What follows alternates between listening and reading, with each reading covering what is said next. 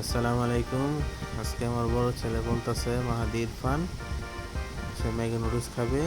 তো দেখুন সে Maggi noodles কীভাবে বানায়। তো সবাই ভিডিওটি দেখে সাথেই থাকুন।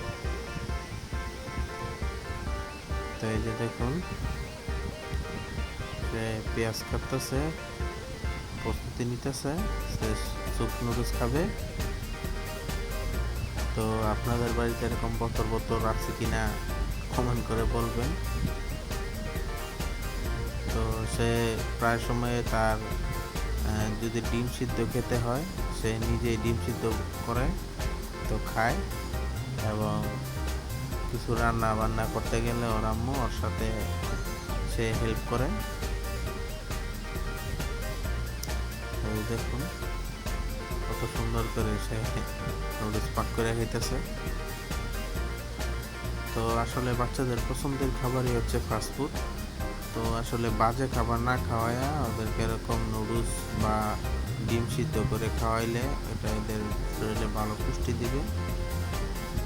তো আসলে সে যখন যেটা খাইতে চায় ওর আম্মু ওইটাই চেষ্টা করে ওরে খাওয়ানোর। তো আজকে জিদ করতেছে সে স্যুপ নুডলস খাবে। তো এই স্যুপ নুডলসটা ওর অনেক পছন্দ। তো আপনাদের বাচ্চারা এরকম স্যুপ নুডলস পছন্দ করে কিনা কমেন্ট করে বলবেন।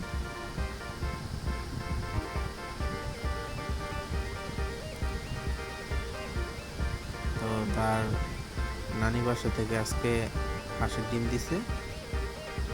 তো সে হাঁসের ডিম দিয়ে নাকি স্যুপ নুডলস খাবে। দেখুন আমাদের মাহাদি ইরফানের স্যুপ নুডলস রেডি।